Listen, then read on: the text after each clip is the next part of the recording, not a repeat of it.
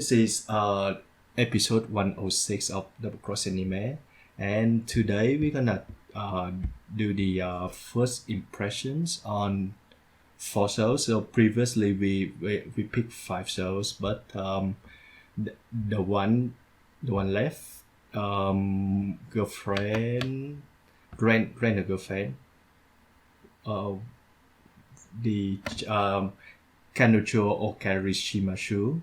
One of us have watched for like 2 minutes and just decided to dump it. And I think he made a good call. So we're gonna do the other four shows, which is Japan Sync, Decadence, No Gun Life second seasons, The God of High School, and we're gonna review the second arc of the Great Pretender, Singapore Sky, and the second volume of Pluto as well. Yeah, we got a lot of stuff to do. Although the fact that we're going through only four first impressions as opposed to the 10 that we usually pick is, going to cut down on the runtime here, so that's good, I guess. Not that we have a Yeah, choice because well, this season is so, the way it is. sparse. That's right. How you feeling about this season so far, Whooper? Except for the fact that it doesn't offer a lot of shows. There's one show that I think is really good. Is that gonna be the show that we're gonna talk about? It's one of the shows that we're going to talk about. Yeah, one of the four. All right. So we will eventually get into that. So I think let's start first with the God of High School. Okay, that's the one. I think this is the one that we're gonna have like a different opinion of it because certainly the God of High School is like one of the most popular show for this season so far. It just does nothing to me. Yeah, well, everybody's taste is different, but you're not big Yeah. into series that are about like fighting and punching and stuff like that, right? Yeah, that's true. I just find like the whole thing about like catching, the random chase, just try to catch one of the thief. It's just really random for me. Well, I mean, consider this: the story has to begin in some way. Like the characters need to meet. Their paths have to cross in order for the story to kick off. So if you feel as though this big chase, where they're all trying to catch a Mm-hmm. thief, is too coincidental, what's the alternative? Mm-hmm. Like in an ordinary anime adaptation, you would have the main character with some narration establishing that he is in fact the main character on his way to the arena where this big free for all battle is going to take place, and he's walking, and then suddenly out of the corner of his eye, he, I don't know, spots the some other guy, minding his own business, and then Mm-hmm. he gets attacked by a mob, like a gang of bullies or something, and then he has to run over and save him, and then this other guy is indebted to him forever, and then they become best friends as a result, and then they're both on their way to the arena, and then they see this girl who I don't know, is like in an argument with someone, and then she blows her lid, she loses her temper, and then she punches them really hard, and they're both like, whoa, she's a woman, but she's also like really good at fighting. And then they get introduced to her somehow, and then they're all best friends, and then they go into the arena and they All all kick right. I ass think what you together. mean is that this Isn't is it like much the much same. better? No, not at All all. right. Because it's not as though they're all just happening to observe each other like on the street as they're Mm-hmm. walking towards their destination. Instead, the show creates like a shared goal that is distinct from what it is they're going to be doing in the second half. All right. And it's like And it's action packed, and it demonstrates that yeah. they're all capable fighters, and it also demonstrates the show's sense of fun, and it's way above average action animation at the same time. Yeah, well, that I can agree, and yeah, I can see like a sense of fun. I can see like they also try to establish each of the main three characters like fight the technique, and that's about it. I think. I mean, how would you have I how don't would you have gone really about like. bringing these three main Yep. characters together? How would you bring all three of them together? Sorry. If not like some Well, big chase scene, what would you all right. I just say? think like yeah. Well, I can just say that they mix up, like in the tournament itself when maybe like when they try to group them together and they just like establish like their special skills and their teamwork together and But they like wouldn't working be together they something. wouldn't be grouped I together think because it's a free it's for all. more It's a free for all natural and battle. it's more realistic. Yeah. Well, That just sounds that's like the shonen cliche. That they get Yep. put together and they have to Typical work together and shonen learn the power of stuff. teamwork. Yeah. Well, and I actually have the have an issue with the way that it's a battle royale as well. It just kind of sounds familiar to Tower of God as well. They have like that challenge as well. Well, I didn't watch past episode 1 of Tower of God, so Oh, Uh, I think like it's the end of episode 1. They already do that. when it's like a wheat field Like and like yeah, there's the a whole- sniper guy and the stuff. whole yeah, the whole participant have to fight against each other. Is that episode? Yeah, one well, I or mean, in two? Tower of But God, it it's just super like in the lame. beginning. Because in Tower of God, the Mhm. animation is just like, awful. It's just people standing and performing one small Mhm. action, and then you cut to the next guy. In this one, it feels like a battle royale. There's people punching each other and taking out 5 guys at once with their super moves and stuff. Yep. You I got really people like sizing the, each other up based on the all the levels moves, that are on their the- wrists, and that's pretty dumb, but it's Yep. fun. All right. Yeah, I can agree with that. I also- it just Go ahead. Yeah. No, I just want to say that it just at the end of the day when I think back I just doesn't I just don't remember any of these characters or what the plot is about. I know what the plot is about, but I mean, tournaments and that's you it. don't remember them. What do you like? Their personalities are so clear. They're really basic. They're Yep. they're really simple, but they are really clear. I mean, my favorite so far is Han Dae-wi, I think is how you say his The name. guide. Yep. The one The guy who with- we with see the working his massive convenience store punch. job. Yes, he's working his convenience store job the day before the tournament, and then we see him taking a break in the alley outside the konbini, and he's counting his money, and he's like, I'm gonna need to pick up some Mhm. more shifts.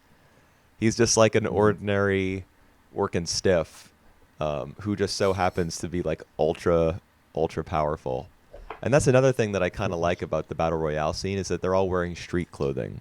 We don't have on like our ninja outfits or our ridiculous pirate get-ups. Like this is a series that's like purely about martial arts in a very street sense. Like it's just about high schoolers who are fighting each other for whatever reason.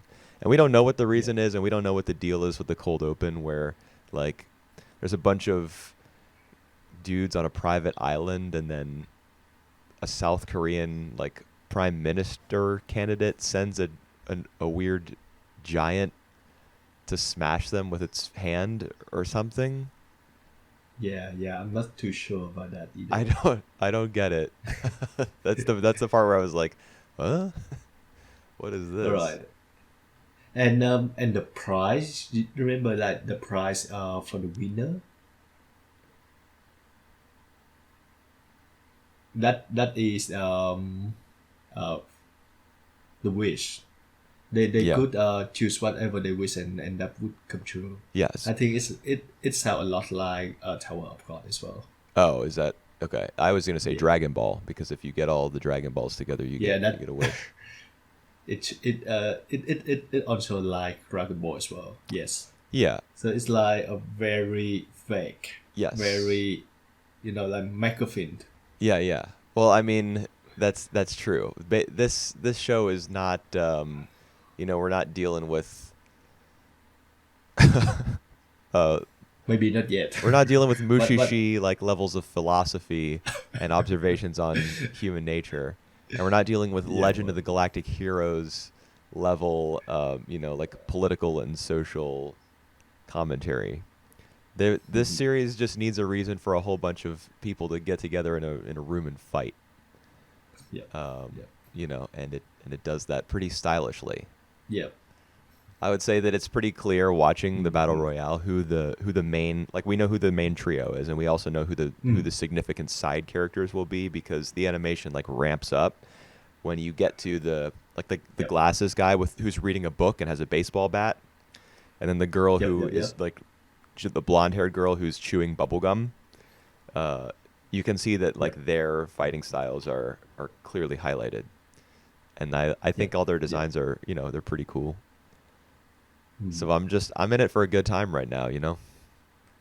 All And right. I'm not adverse to, like, when I watch shonen anime in general, I don't have a good time because they really do just seem to adhere to that kind of formula that you were talking about, where you put all three of the Yeah. main characters together. They're like part of a team. They have to, at first they don't really like each other, but then one of them, like saves the other two or something, and then they have to work together. And I just think that a gigantic chase scene where a girl's head makes a big imprint in a street sign, so it looks like a ghost has possessed it.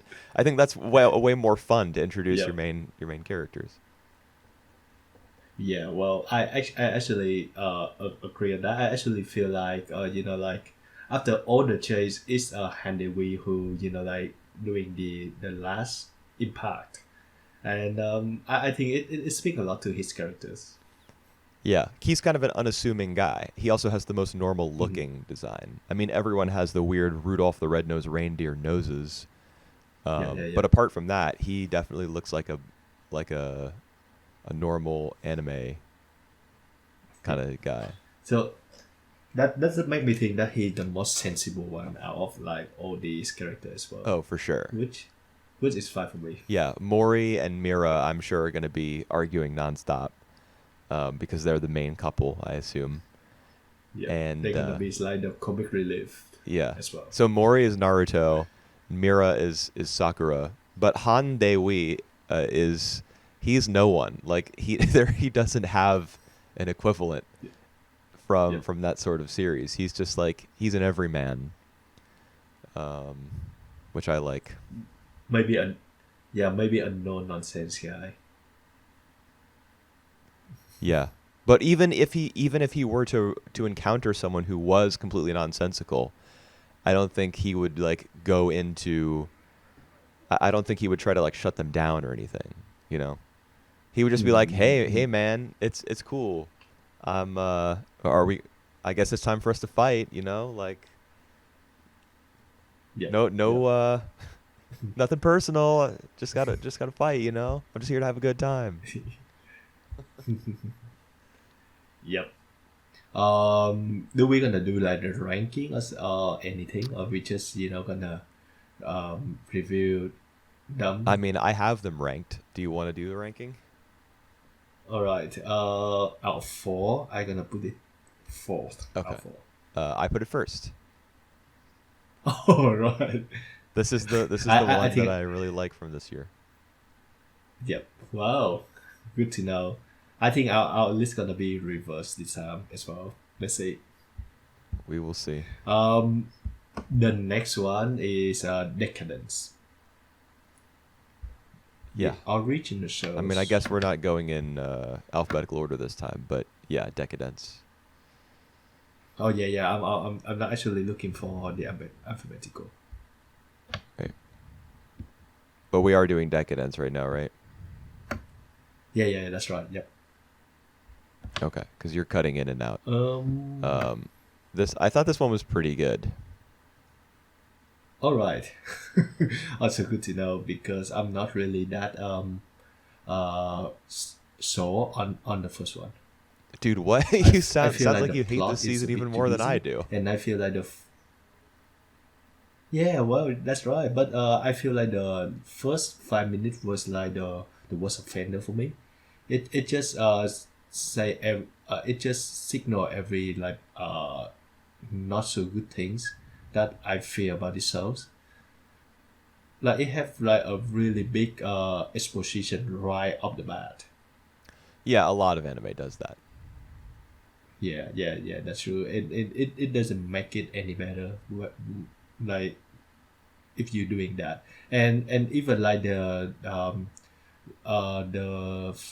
it's not even a flashback, but like the first sequence where like we have like a young Natsume. It was really it feels generic for me. It feels cliche to me. I thought that was fine. You're talking about the flashback where she's in danger, and her dad's like, "Stay here. I'm going out to fight the aliens. I'll be back. I Yeah, promise."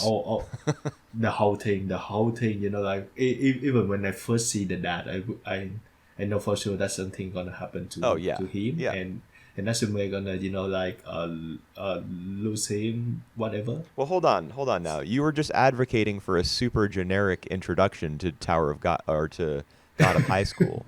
You didn't like the fact that show took kind of an alternative, action-packed route to introducing its characters. So now Decadence goes with the straight-up cliche from an action movie, and you're like, well, this is also a problem.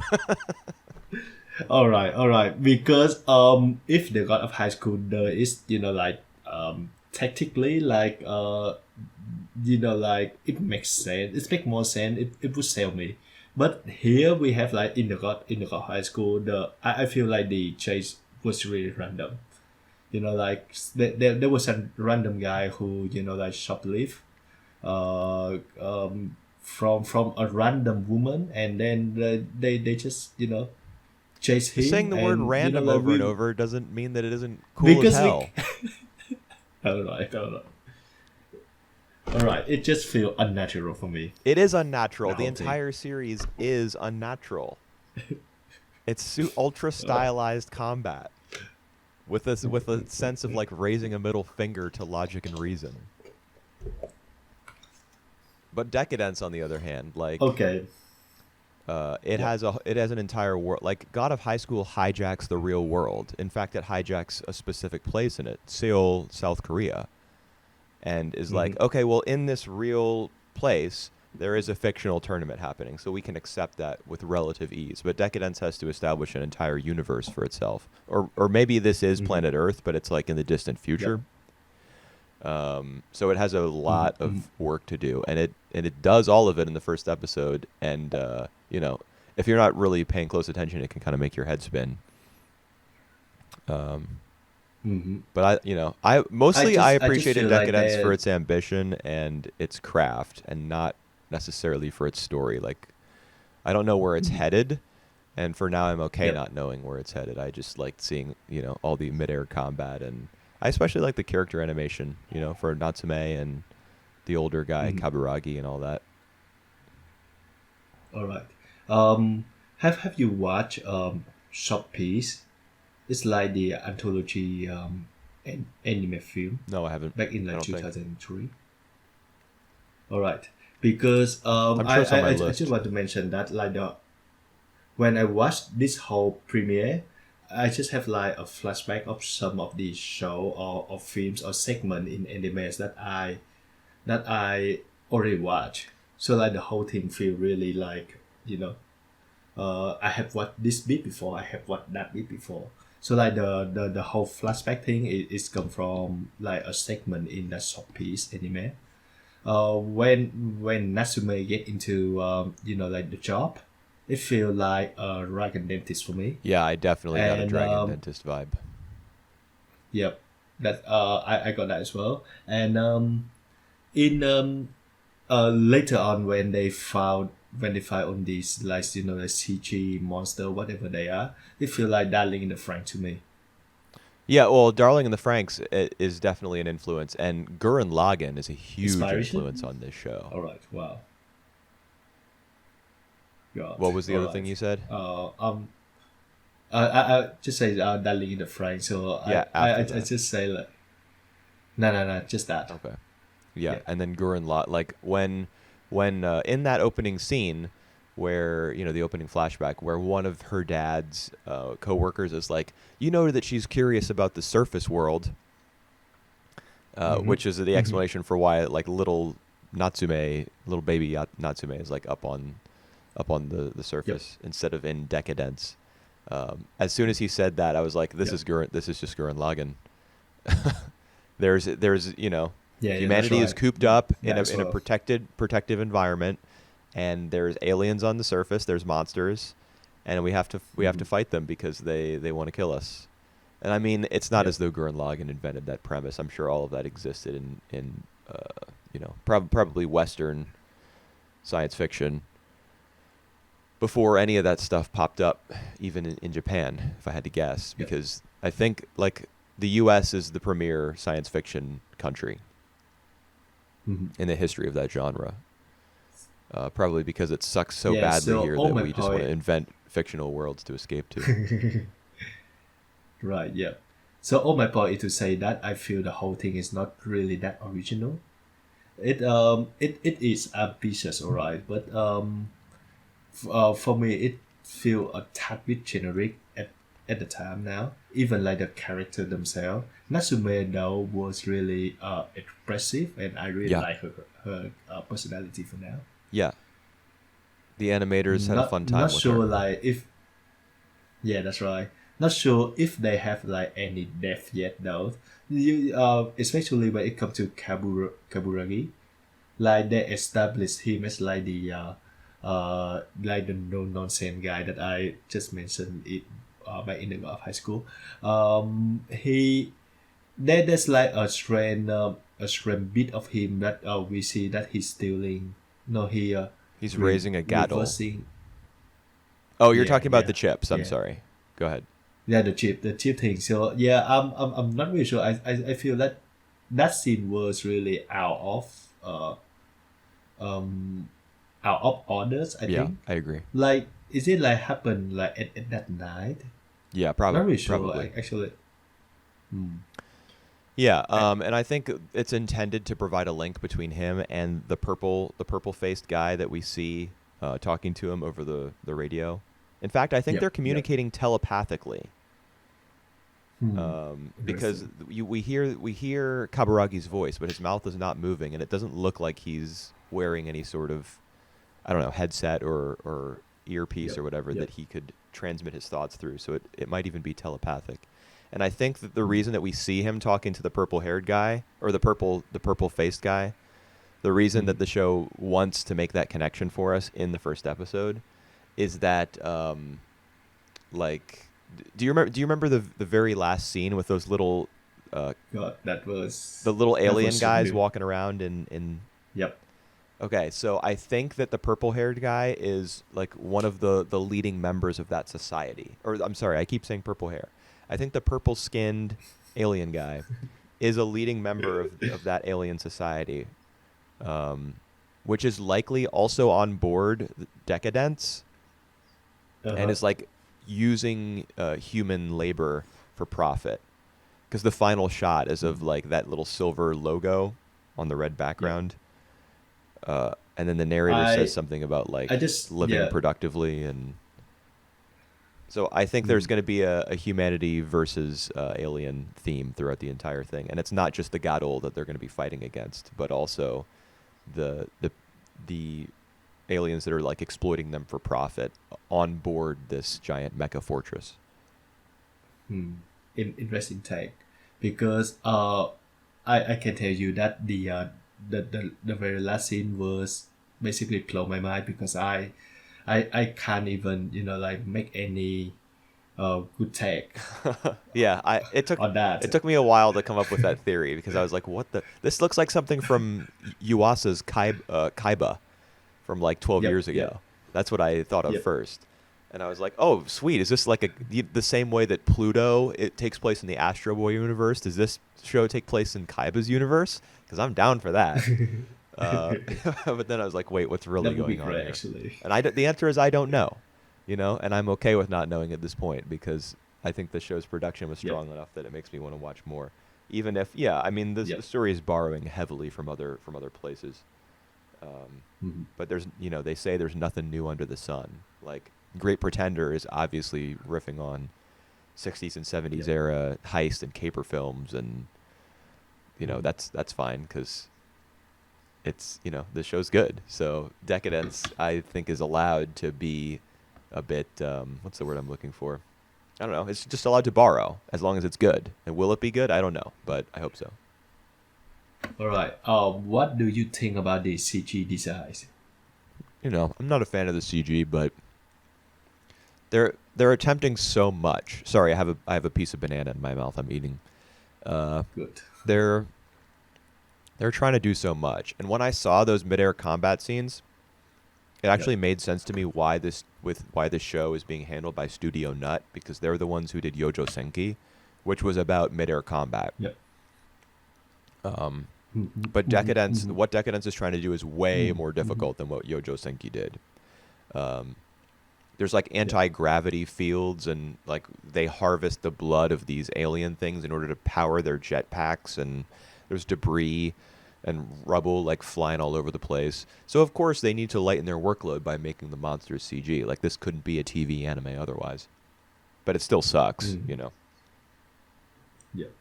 Well, because I'm not at all a fan of the CG monster, but I think it's just like the kind of design that just take time to get uh used to it.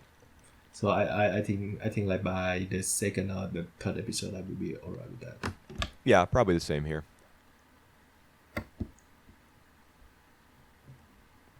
How do you feel about uh the two main characters, Like their their relationship. relationship, their chemistry? It's Right. good.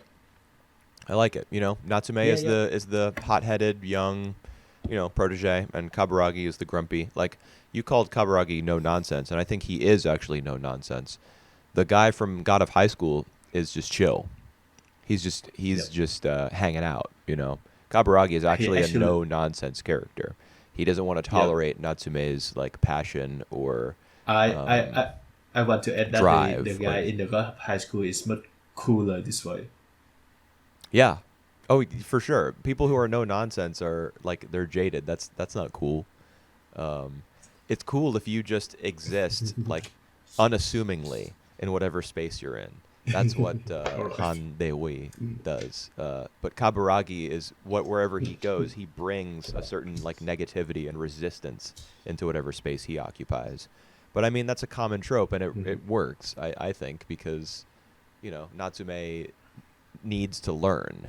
Um, she can't just be Naruto for 12 episodes or however long Decadence is. She has to Yep. learn the truth behind what's going on, whatever conspiracy exists, and is powering like Yep. the plot of the series. And so Kaburagi is, you know, her first look into what's going on because he's a simple cleaning dude, but surprise, surprise, he's also like an elite fighter. He have a double life. Yeah. And Surprise. he says something about I like read. take care of the last one, Makoto, or something like that. Yep. So he is acquainted with like the leader of the Gears, Mhm. which is Decadence's like combat unit. So Yep. he Yep. was Yep. probably part of the Gears at one point, and then he learned the truth, and as a result he was fired. Like he was buried deep inside Decadence's you know It. system, All dead end right. job. It. It also sounds a bit like Attack on Titan, right? Oh yeah, I mean of course yes. In fact, they're Oh. literally living inside a gigantic wall. Uh, Oh Decadence is God. just a big wall. It Oh, moves around. that's right. Yep. Yeah. You see like the decadence weapon design. It It's just just a big punch, isn't it? yeah, it's just a bit overkill for me. Like the way that it's open up and do all these, like preparation, Yeah. and then it punch. Yeah. Wow. I didn't, really uh, prepare for that, but well, Yeah, I mean, it's also taking off. It's also uses Macross as an inspiration because in Macross, the gigantic spaceship slash space station that all of humanity is living in, um, called the Macross, is a gigantic transforming mecha that turns into a big dude that punches things. but geez, So, is that like Transformer as well? God, everything is yeah, connected now. it is. It is, but it looks different in every iteration of Macross. Because there's Cool. a bunch of different versions since the TV show came out in the 80s. Yeah, But yeah. yeah, anyway, I mean, yeah, Decadence is just whatever. Like it's borrowing heavily from all sorts of stuff. I mean, Yeah. Tachikawa said that who's the director? He said that he just wanted to make a mecha series.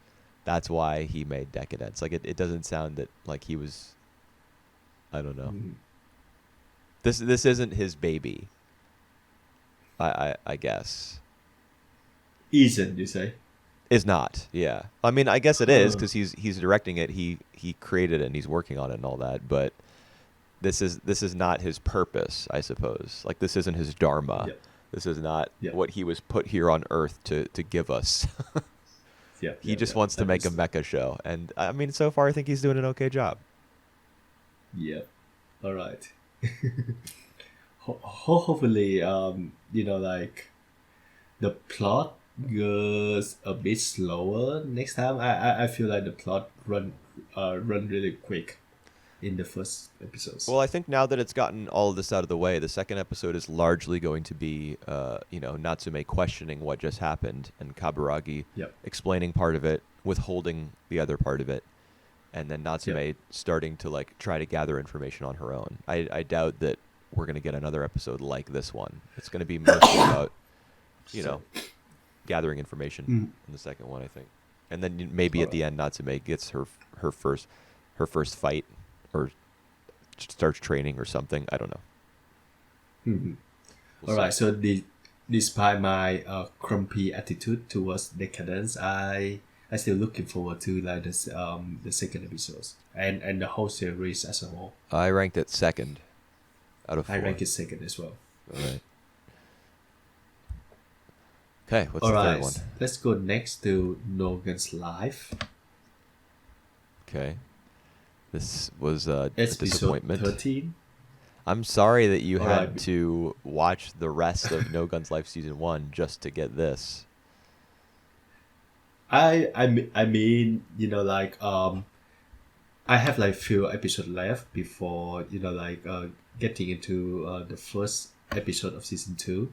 So I watched the whole thing, continuously, and I feel like episode 13, this one is just fit best as the next episodes. Right. So I would feel how you would be disappointed, waiting for 6 months to just get to this. But for me, like if you if you see that it's just another episodes, Yeah, it like is. it kind of like functional all right for me. Yeah, because the plot of this episode revolves around the data chip thing that Juzo gets Mm-hmm. in episode 12. That's right. Yeah. Yeah. Yeah, so I mean, I understand how they're of a piece, how they fit together. Nevertheless, like Um. Juzo is barely relevant in this episode. It's mostly about Mary, I think, Yep. and that's not cool with me. Like Juzo is the hard-boiled private eye. His perspective is necessary, and when it becomes all Yeah. about Mary, Well, I'm like, what am I watching? that is true. I actually like Mary a lot, but I also like you. I don't think that she's good enough to carry the whole narrative of Nogan's life. Yeah, I mean, And especially when we're I think introducing what like 3 new villains in this episode alone. yeah, yeah, yeah, yeah. But the worst thing for me is in this first episode of second season is not the story itself. It's not the episode itself, but more about the EP. The EP was just absolutely trash. The ED. The ED, yeah, I just said the ED, yeah, the ED. Yeah, you didn't like Mary twerking?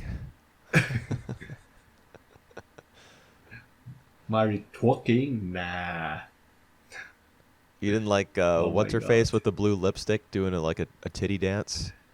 That wasn't. Nah. I mean, honestly, I thought both of those things were fine. I thought the CG was pretty ugly though. Yeah, the CG was trash. Yeah, even the OP was a disappointment because the first season had like a Yeah, really the first one cool was really cool opening actually. theme. Yeah. Mm-hmm. Mm-hmm. This one was just like, I don't know. I feel like Madhouse, or whoever's animating this, it was Madhouse in the first season. I feel like whoever took on this project, they had their fill by the end of the first core, and then they were like, wait, we have to do another one. Like, is there going to be a third one? How long is this going to go on? We have to do an OP and an ED now. All right, well, just whatever. Put some shit up there. That looks fine. Okay, next. And that's how we ended up with what we Well, got. I do think that they thought that this was cool. This was like a really genius idea to like put the ED of the fighting between the two guns, the two men with the guns for his face together, and it just doesn't work. Yeah, I mean, I didn't really enjoy it either, but I don't have an Well, issue with like Mary booty dancing, and what's her face like swinging her chest around. Like all it's right, this is anime, Olivia. so that's, I mean, if you wanna get a little bit horny, like in small doses, I'm okay with that. But if you go like full Uzaki-chan, where the show's premise is look at how big this girl's tits are, that's when I start to have a problem with what you're doing. Yeah, well, the girl with the blue lipstick is actually named Olivia. I don't know why she have like just a male name. Um, It's French, right? yeah, but it's like the male name for French. Olivier is Oh, okay. the male name for sure. Well, I don't know either. I mean, maybe her parents really wanted a boy. And we have like another new characters. I think the important new character for this second season, which is Victor. Is he the guy who shows Mary's up near the end and he's trying brother. to bargain with Juzo for the data chip or something? Yeah. He's the guy with like a really hideous face, smiling face, I think. Wait, And they have like that special ability, um, which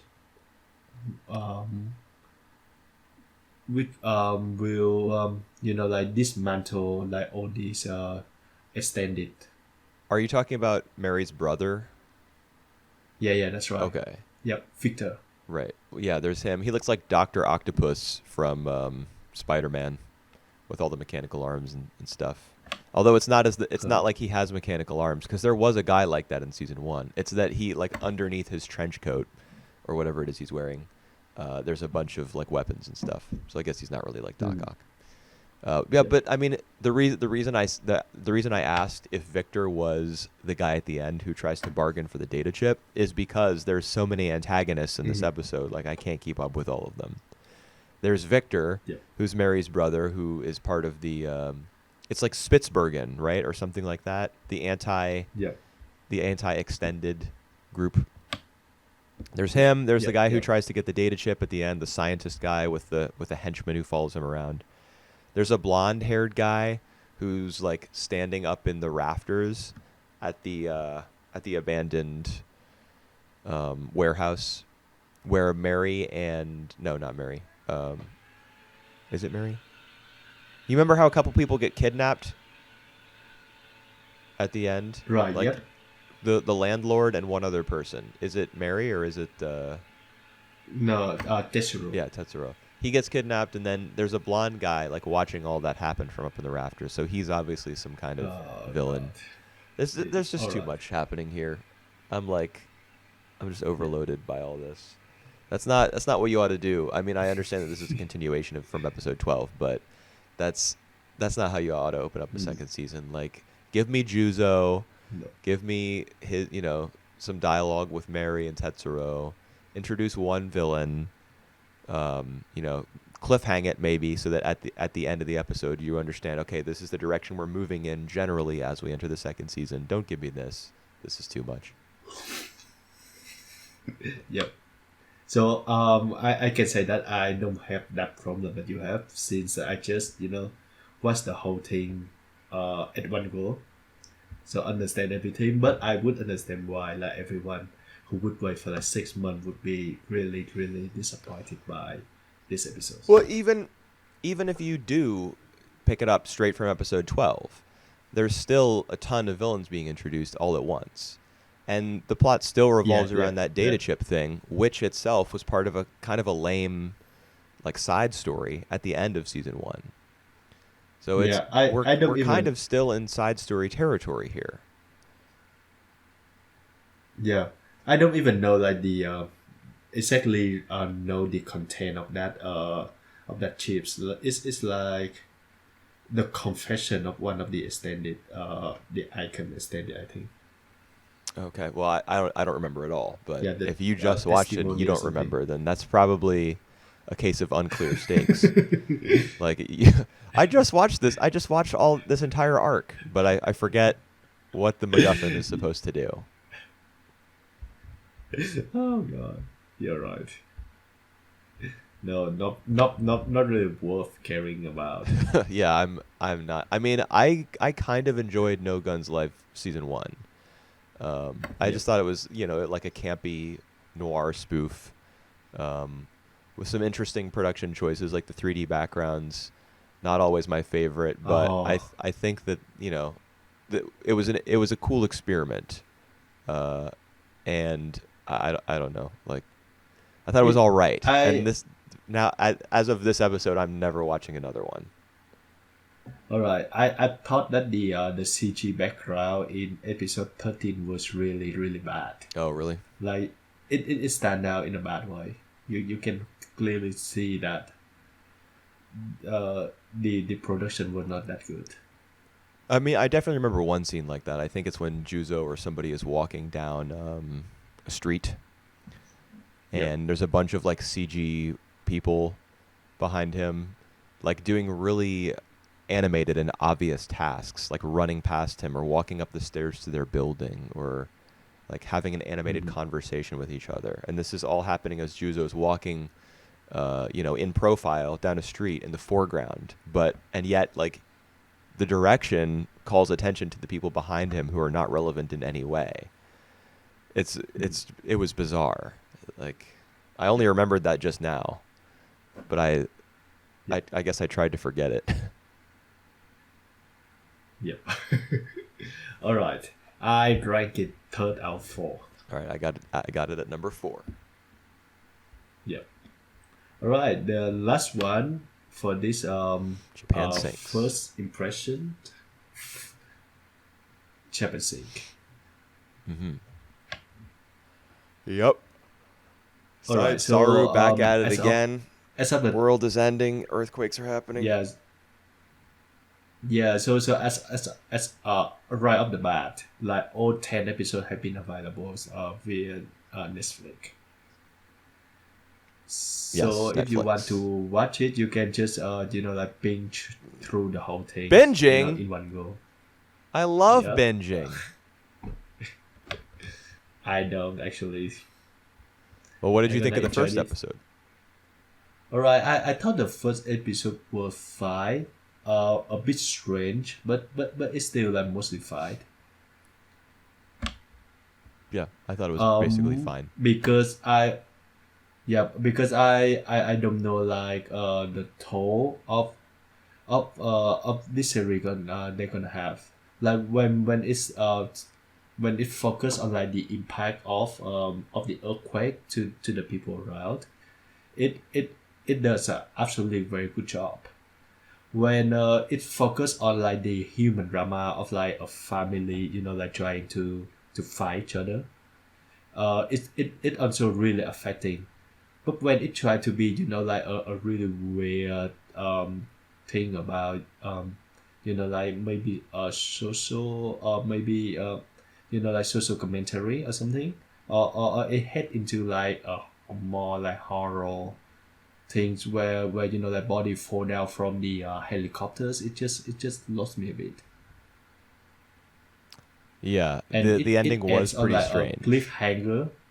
Yeah, the ending, the cliffhanger was really strange for me as well. I didn't get that either. Like, but so the reason those bodies were in the trees was because helicopters had gone by and people had jumped out of them. Is that what we were supposed to assume, or are we just like completely in the dark as to what happened? I think we will get like more of the answer in later episodes. But But you're saying it's like my not as theory is that simple like they, as yeah, people my like jumping theory is from that like planes or they, helicopters. my theory so far is that they like having an arguments up there in the helicopters, and for whatever reason they just fall out, and maybe like there's a guy who just puts everyone down to the helicopters. Not, I mean, there were a lot of bodies in those trees. You can't fit that many people in a helicopter, can you? No, you can't. I don't know why there's a lot of bodies in there. I didn't. I didn't really understand the ending, but the rest Yeah, was maybe all right. yeah, maybe it tried to say something about the dark, the selfish side of human nature as well. When things got tough, they try, like the first instinct of a human will be like more selfish and stuff, because we got a lot of that in these episodes.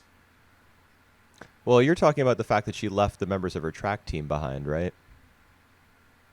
Yeah, I'm talking about the fact that whenever like one of the character trying to ask for the cell phone, like the Oh some yeah, random character would just say, like, "Are you stupid?" and yeah. would just forget about that. I mean, I think that that's a logical, like an extremely logical point of view. Because you're not going to find a power outlet, so you can't let. I mean, you got to turn the brightness all the way down, and you Mhm. got to hoard your cell phone. You can't let people use it. Mhm. I mean that's the survivalist, like self-preservational line of thought, and Mhm. I would probably Do do the that? same All thing. right. Yeah. All If right. someone were Yeah. asking me if this massive earthquake had happened and I needed to contact my family, um, I wouldn't let anyone else use Mhm. my phone for any reason whatsoever. Mhm. And if I saw someone like dying in front of me, who was injured and like severely bleeding, and there was something to like give a shock to my system, I think I probably would. But this is all just speculation. Like we can't know. Mhm. And that's what's interesting about Yeah. disaster Yeah. dramas is that you get to see what people act like, or what the creative team thinks people act like when they're pushed to like the brink of death. Yep. Um, Yep. so that's the a big part of this series appeal, I assume, is going to be that going forward. And there's also the Yep. family element, like you said, and that was one of my favorite parts of this series was or this episode was Mhm. when the daughter, like, survivor's guilt started to kick in, and Mhm. she like she got into the fetal position on the ground almost, and said Mhm. I can't believe what I've done. I left my teammates there to die, and I was more Mhm. concerned with finding my phone than I was with trying to rescue them. And then the mom comes in and says, like, what it's okay, you're safe now. What you did was normal. I'm just Mhm. happy that you're safe and that you're here with us. Uh, Yep. when I got to that part, I was like, okay, now I understand who these characters are. Now I feel connected with this story, because before that, I was not really connected to it at all. Yep. Well, I also agree that this is like the biggest moment of the episodes, and I love that scene as well. It is so affecting. I also like the fact that like at first we see like some random characters and we follow them through their point of view, and until like I think after the earthquakes, so we know that like they are actually connected. They are like the members of the same family. So we have like the point of view of this earthquake, this big incident through like normal family or ordinary family's point of view, and uh I think like the narrative speak. It click to me. Yeah. I heard like 60% of what you said because of cutting in and out, but Uh, yeah, I think that the story yeah. works pretty well in the way that all the characters are separate at the start. You know, they have to find their way back Yeah. together. Mm. Makes for a good like seed that the show can plant in Yeah. terms of its themes going forward. Like it's going to be about people finding and connecting with one another. And now that the family is back together, that theme can manifest in other ways. You know, Mhm. they're people, like humanity in general is going to have to come together and find each other because they're all, even though there are plenty of survivors, they're all isolated in terms of their like their thoughts and their emotions, and how they're experiencing the situation. They may feel like completely alone because of the gravity and the magnitude of what's just happened, but Yeah. they'll have to learn to get past that and cooperate with each other, or else they're doomed. Like even if they survive this earthquake, they're going to be doomed. Yep. And for me, like the problems, the issue that I have with the show so far is the toll, because I'm not really sure if it try to say about the goodness of humanity, or it want to say like about the dark side of humanity. I'm not really sure. Like if sometimes I see it portray the earthquake as like as realistic as possible, but sometimes it also I saw like on the composition and on the shot of the earthquake look really nice as well. So I'm not really sure is this about I the mean, I beauty or the ugliness of I think you can do the both. events and the people. You can do Yeah, well, both. You don't have to do one or the other. Like just because all just right. because your story is about an earthquake doesn't mean that it has to be about humanity like relentlessly charging Mm. forward with positivity and love. And just because this Right. series is about people learning to come together in the face of trauma and disaster doesn't mean that it can't have bodies strewn in the branches up above the people's heads. Like they can. We don't know anything about the series yet. We know that a massive earthquake has like sent Japan spiraling into ruin, and we know that there's four main characters who we're going to be following. And apart from that, we don't know much. Yep. Yep. Yeah, I heard a lot of people say that it getting worse. But so far in the first episode, I really like it. So I'm gonna you know try to finish I it. mean, But I'm going to watch the whole I thing. heard yeah, I heard a lot of not good thing about the original source about the book. Well, I mean, the book doesn't really matter to me, and neither do the opinions of the people who are saying that it gets worse. Yeah, Like that's true. I don't care. I don't trust any of them Yeah, to to interpret the series for me. I'm going to do that. cool, cool. All Yeah. right. So I put Fuck it everybody else. at first. All right, it was number 3 for me. And it should be noted that it was number 3 out of 5 originally because I tried to watch Kanojo Okarishimasu, and that didn't work out. Like that was I just. Um, All right, I think that Whooper missed out like one of the better show of, of the I mean, seasons. this season is Friend or it's girlfriend. so bad that maybe it is one of the better ones. I have no idea.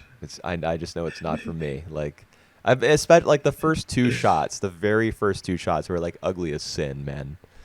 The background like of a completely like faceless and like characterless college campus or wherever that was. It just Yeah. looked like trash. Like the squiggly kind of sketchy style that it had going on was not in service of any particular idea or motif. It was just gross.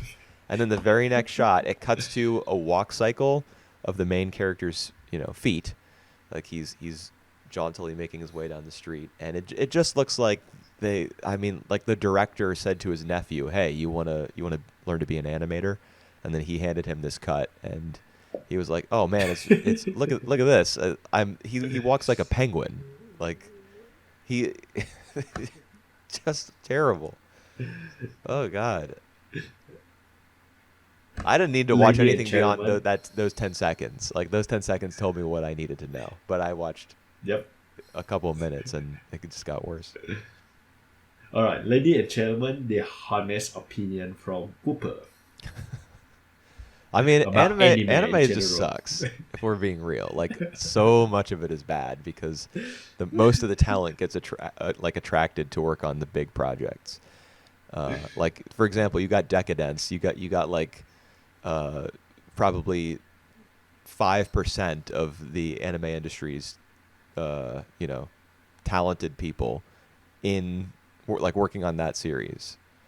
So where are the other 95? Like Yep. sprinkled throughout, like probably not on this show.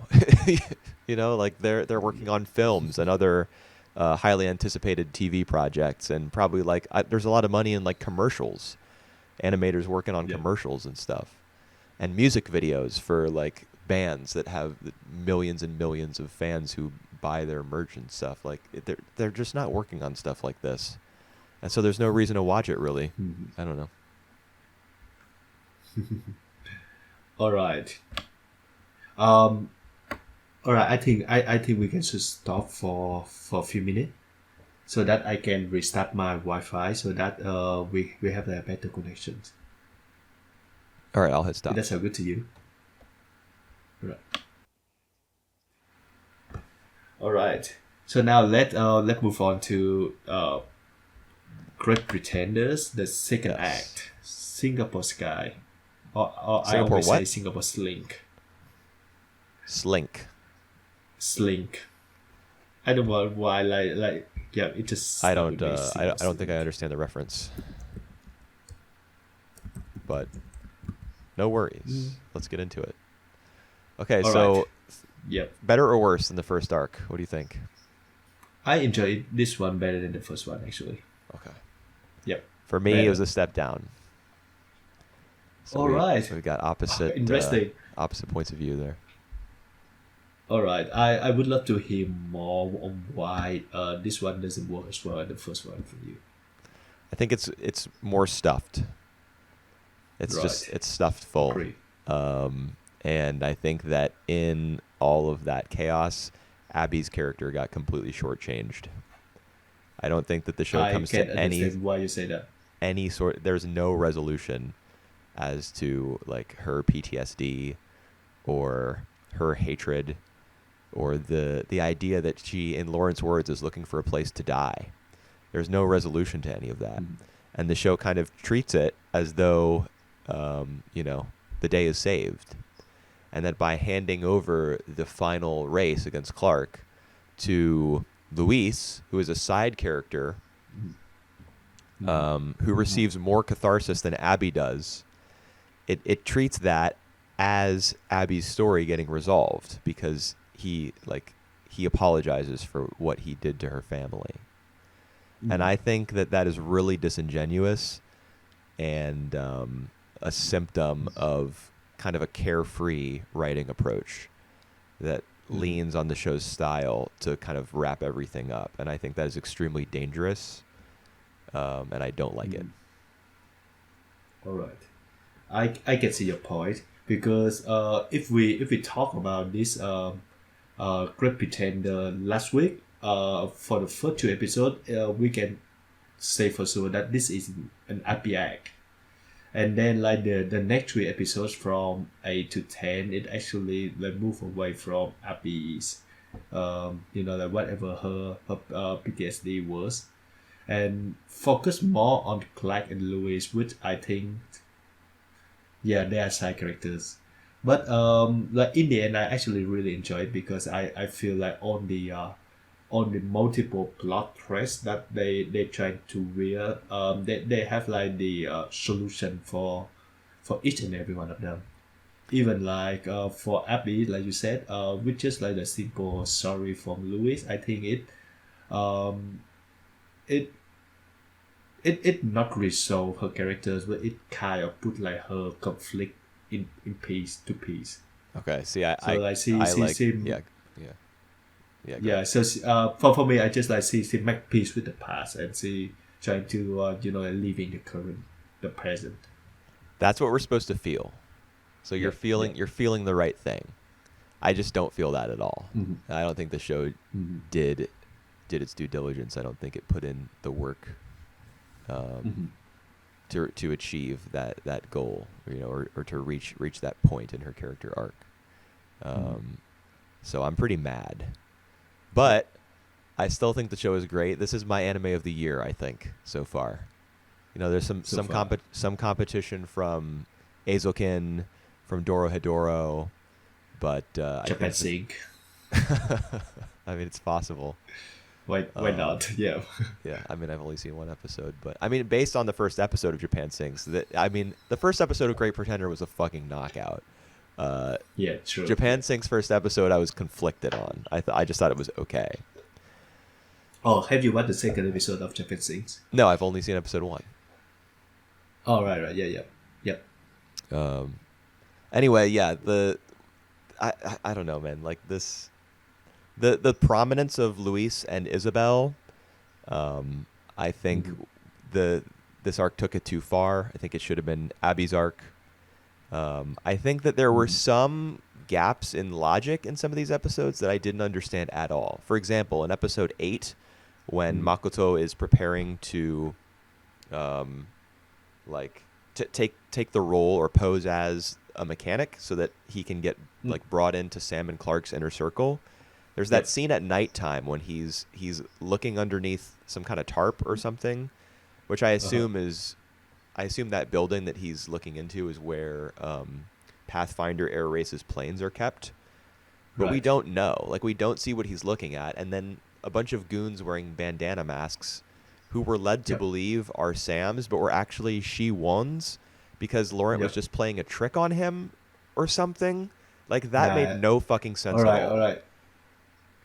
All right. So, so the thing was, the thugs got sent the wrong night. Yes, so that's why they said we jumped the gun.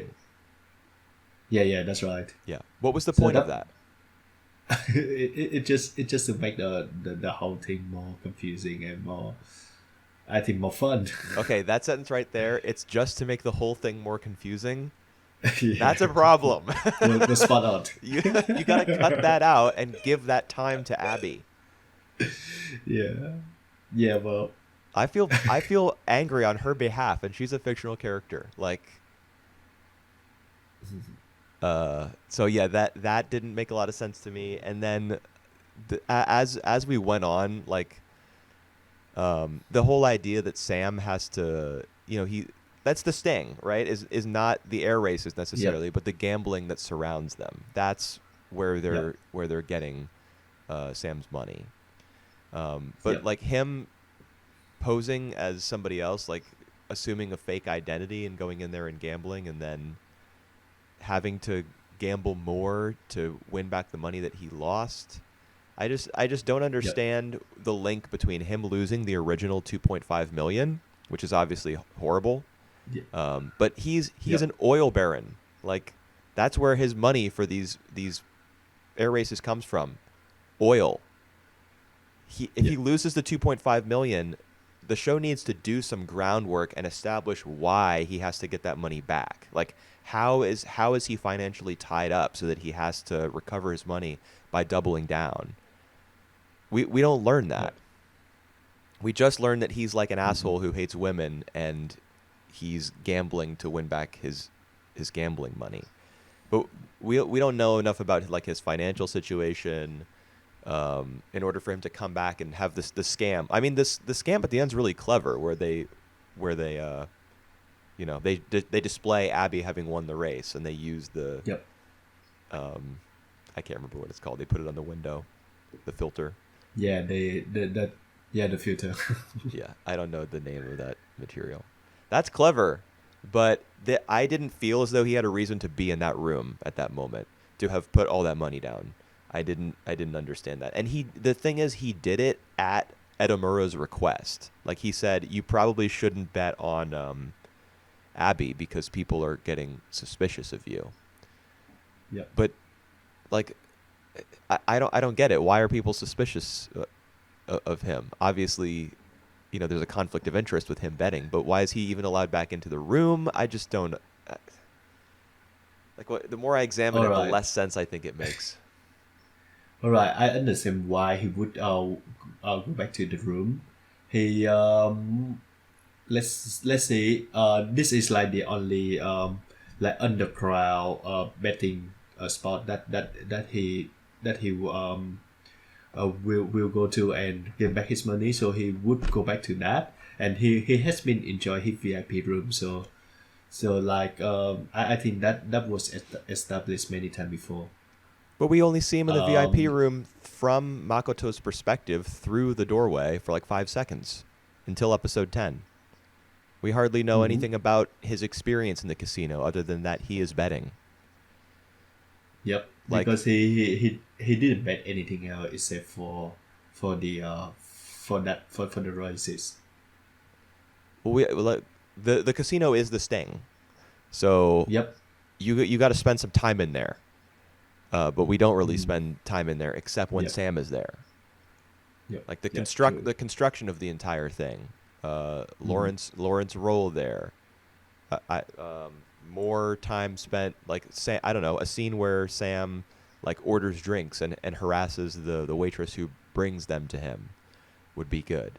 Or him making more conversation with Makoto there, so we can see some trust forming between the two of them. So it makes more sense when Makoto says at the end, "Oh, by the way, you should probably stop betting on Abby." Like seeing Makoto really work his way into Sam's inner circle, because we don't get a lot of that. Like even Makoto is like, it's not just Abby who is sidelined. Makoto, especially, do you remember in episode 10 when he has that conversation with Clark? Like they're both drinking some beers at sunset, and then he's like, so all of a sudden he gets really angry, and Clark jumps out of his plane and like grabs him by the shirt and says, "He was my mentor." Like I can't feel any of that, because I mean, how many words have Clark and Makoto exchanged before that? Like what, a couple sentences? Yeah, not a lot. I actually feel like not Makoto and Abby who was sidelined, but Lauren and Cynthia in this act was really like just a side characters. Yeah, well, I mean they are. Yeah, we don't know anything about them yet. That's right. And so I'm glad that that Abby have a lot of backstory in this arc, and that Makoto still have a place to play, but like the other two characters, they just like in the function of the plot mostly. Yeah, but I think that's fine. It's Makoto and Abby who so far the show has tried to really humanize. And they fail. For me, yeah, they didn't go far enough. Honestly, I think what should have happened is the Luis plot should have been folded in with a semi-final pilot. So make Abby's role in the air races more central by giving Luis's role as a former soldier to someone who she has to race against. in the course of the tournament. Combine those All right. characters. Then we don't have to spend all this time about Luis like feeling bad about the fact that he dropped a bunch of bombs on Baghdad in '03. And we don't need to have the misdirect of Isabel maybe having betrayed him at one point, which was a weird insinuation that the show gave us in episode 8, I think. Was it? All right. Yeah, when Makoto's like, wait a minute, why was his plane even, sabotaged at all? If Sam thought that he was just, following the rules, why was his plane sabotaged in the first place? Someone must have ratted him out. And then we get a shot of Isabel looking like kind of sad and pensive as elevator doors Suspicious. literally close on her. like as though we're closing in on her, the true nature of her character, metaphorically. Like it was just a big misdirect. And honestly, I don't think I even know why was his plane sabotaged? You don't even know why. It was because so Lewis and Clark, no. So Clark has always been wanting to fight, to challenge Lewis, like a fair square game. Right. That's what we learned in So episode 10. so Clark, yeah. So that what happened in episode 10. So Clark had been telling Lewis about that, and Lewis saying to Clark brothers that trying to you are nothing, you're not even someone who decide who's the winner. So that signal him to that Louis gonna betray the whole idea. So he put that thing into into Louis' plan, and it blew up. Yeah, so it was Sam in the end, right? Yeah, it was Sam's. Yep. But doesn't the show at one point like move away from that conclusion? No. They have always been very clear that Sam who was the one who behind that. Because, yeah, I mean, I thought so too, but at some point in one of these episodes, I thought that the show backed up and said, wait a minute, no, it may not have been Sam. It may have been somebody else who betrayed him. Let me see. Not really. Yeah. I mean, Sam's a big, he asshole. He's controlling, and he's all about, profit and manipulation and making sure that he's going to get a return on his investment. So, I mean, it makes total sense, of course, that Sam is the guy who did that. But I just remember there being some haziness surrounding that plot point at some point in here. And I'm looking at my notes. But I don't know if I'll be able to find it. There were like pages and pages about these 5 episodes. Well, I think the last scenes where Sam just patch in the room and try to basically shoot everyone down, Makoto and Abby. I think it's just too over the top. Yeah, and the question is, why are they there? Why do Makoto and Abby have to go back to that room? They were just one step behind everyone else. They wasn't informed that the whole scheme behind getting Sam's money. No, they knew. They didn't know about how exactly would the others would do it. They definitely did. So because the construction of the false casino, Makoto was the one who took Sam there. No. I mean, they didn't know that they're gonna do the video things and the filter things. So they would assume that they come back to the base and found that no one there. It's like they're already gone. Why would that not have been communicated to them ahead of time? Because they was like in the flight. No, I mean before that. The hotels. When Laurent lays out the plan, why would he not they would have assumed that there was going to be some kind of disappearing act pulled the same way that there was in the first arc. I just think that they didn't think that it was that quickly that the others disappear. But Like that but also like doesn't make sense because what like if they thought that the casino was still going to be there, why would they yeah. then go there? If Abby is a pilot, why would they return to the scene of the crime? If they thought it was still there, that would be a really dumb move. Yeah, that is true. I think that they just want to go back there in order for them to escape together, but the other have been escaping before them.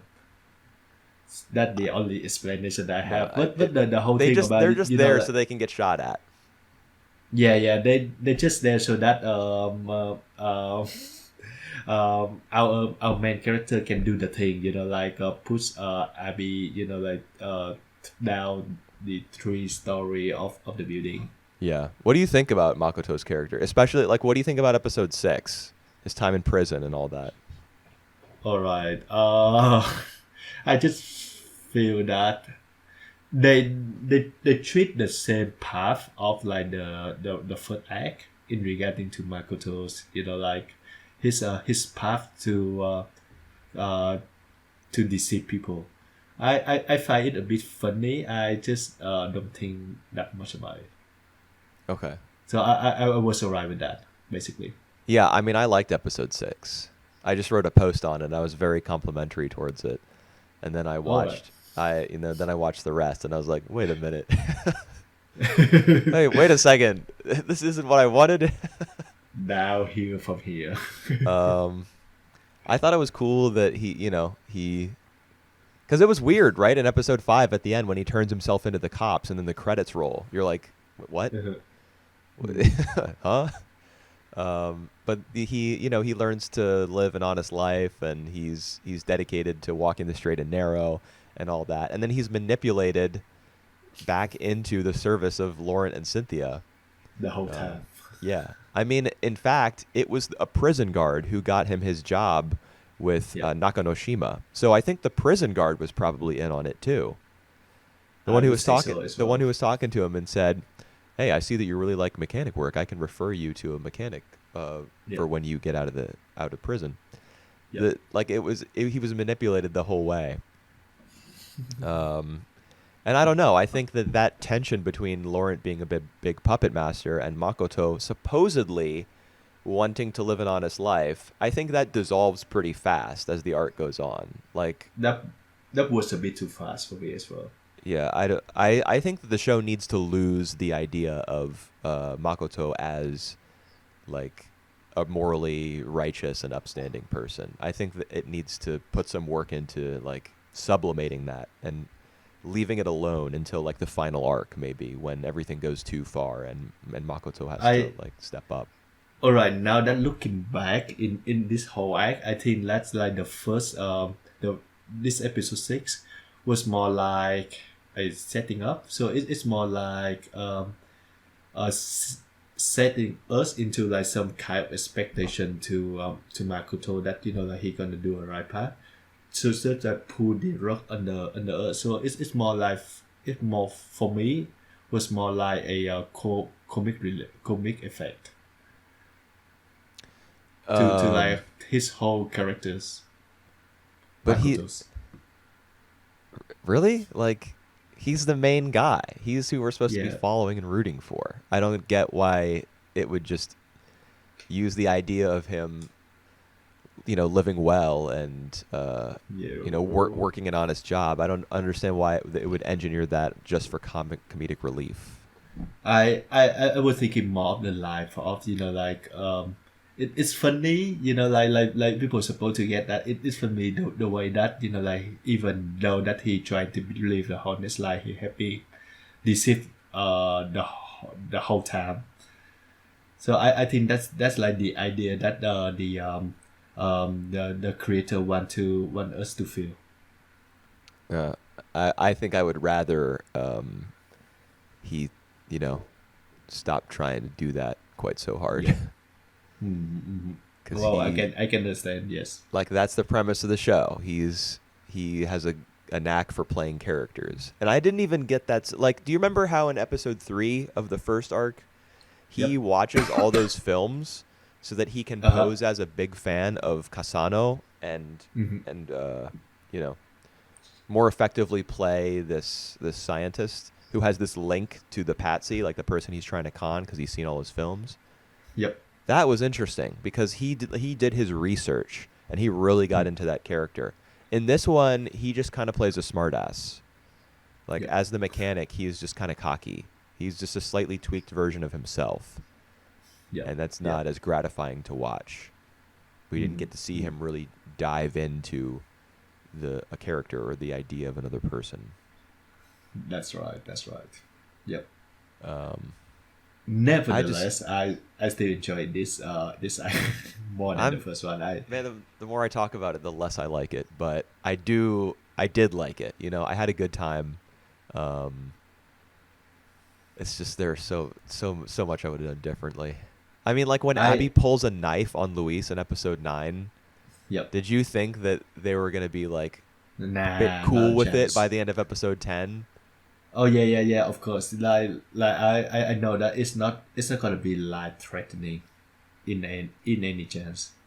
Well, Like, all I right. know, like nobody's gonna die, but Yeah. did you really think Like that Abby was gonna be like, well, I guess I'm okay with this guy having dropped a bunch of bombs on my homeland and maybe having been the one uh to kill my parents like as we I were think on our it's way home from my dance recital where I got my medal. all right. I think it's kind of expected it. I didn't really like the way that she completely like sidelight in the episode 10, which is supposed to be her climax. But I really think that the moment where Louise just say sorry to her is a bit although it's a bit anticlimactic.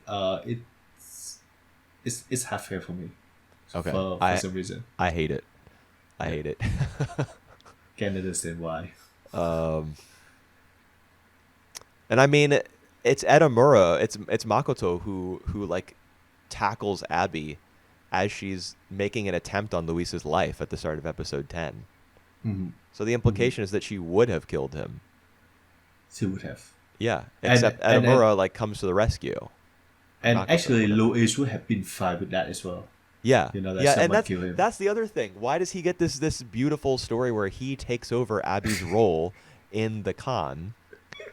And he, Yeah. his ultra like his like smoking hot wife is like supporting him the entire time, and they have like a really really lovely scene where they reunite. This man is suicidal. He is. You want to talk about PTSD? Oh, he definitely has it. The lives that then- he took. He's fucked up for sure. And how are we getting this resolution? No, I protest. This is wrong. All right. The point is that he's not having a suicidal thought anymore. He enjoy himself anymore. So sorry. He enjoy himself now, living himself at himself now. So Right. yeah. So that's the point. Yeah, he got to race in a plane, and now all of his problems are I solved.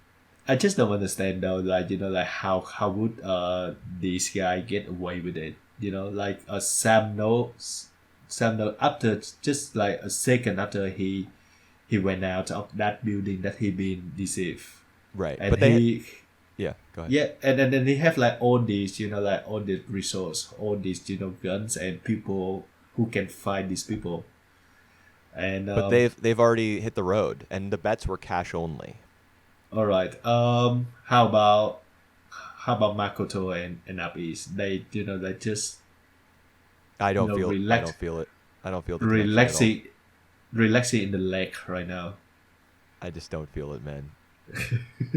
And it's because Abby's darkness is introduced and then kind of hand waved, and Makoto's like the thing that makes them opposites, and this is why Abby is always, like insulting him and calling him a virgin and everything, is because she gets from him the idea that he's trying to live right, and she is like her life is hell, and has been since her childhood. She was part of a paramilitary group in the Middle East, and so she was conditioned, I'm sure, as soldiers from from America and other first world nations are, to like hate their enemies and view them as less than human. You know, that's a worldwide thing in terms of the military. Is you have to, if you're going to get people to kill people, you have to get them to, you know, push their humanity down. Yeah. So that's where Abby's coming from, and Makoto is almost too human because despite Mhm. you know being a part of Lawrence gang, he is also trying to do the right thing at the same time. So you would think that these two characters who are so opposed would have really a really interesting dynamic, but instead, you know, we just need we don't get the payoff from either of them. I don't think. it it's not even the payoff, but like the relationship between them are really shaky.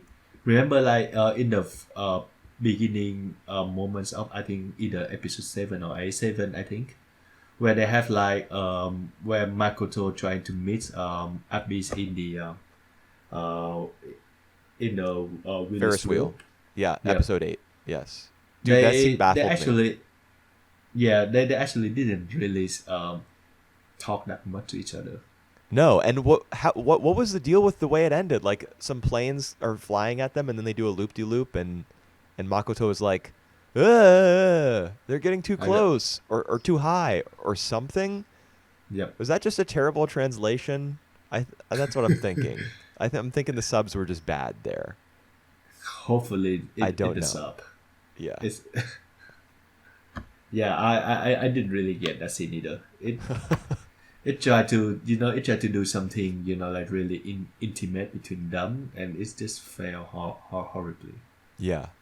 That's episode 8 was the one. Like I had structural problems with the way that the arc was wrapped up in 9 and 10, but episode 8 itself, like as an isolated thing, just I was like just question marks floating above my head the whole time, because we get that opening scene in the Ferris wheel, and then Yep. we get the whole thing where Edamura is like accosted by the bandana mask people, and it turns out that it was just a prank, bro. Uh, they just got their dates mixed up, dude. Like, huh? Um, I didn't get why. Like, and she won the member of Lawrence gang, the Yep. elderly woman. She tells Sam a story about Edamura being the mechanic who rigged Luis's plane to blow up. Do you remember Yep. this? Yep. Yep. Yep. Now Yep. I'm remembering why I was confused for a minute about Sam having done it. Because Mhm. let's assume that Sam is the one who rigged Luis's plane. When he hears that story about Makoto being the one who did it, doesn't he know immediately that Makoto is a phony? Yeah. Yeah. So All there would right. be no reason for him to trust him. Yeah. Let things. Or maybe he. No. No. No. It's more because All right. I think it's not because of who did it, but because it's a lie that Makoto plan know about this, and he gonna put all his money and to bet for the other guy, so that he win like the dirty money out of the betting. That that Sam really get into it. Does that Hmm? make any sense to you? I don't think so. Okay, All so right, so Makoto. it's not about who put in that thing into Louis' plan, but it's more about Makoto knowing about that, and like betting against him, um, supposedly during that, and he won a lot of money for that. Who's he? Makoto, because it's supposedly that he was working under Louis at the time. Yeah, that's the story that Shiwon says. He Yep. was a mechanic on Luis's team, and Makoto wanted to make a bunch of money at this gambling ring. So Yep. Makoto, is the one who sabotaged Luis's plane. As soon as Sam hears that, he has to know this entire thing is bullshit.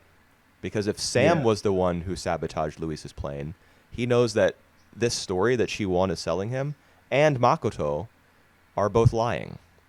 I think like just Sam just sent someone who do the dirty stuff, so he didn't know exactly who. What Not do you mean sure he though. didn't know exactly who? Shiwon tells him Makoto did it. Yeah, He yeah, knows that's a yeah. lie. Uh, that what I mean. Like Sam did order someone to do that, and he didn't know like who exactly did it. But he So must when have known he that it wasn't Makoto because Makoto was working for Luis's team. yeah, so he buy someone from Louis' team, and he didn't know that it wasn't Makoto who did that. How did he pay somebody off to do that without knowing who it was? He has the middleman. He didn't check the middleman. Oh my! Oh, all right. This getting very technical now.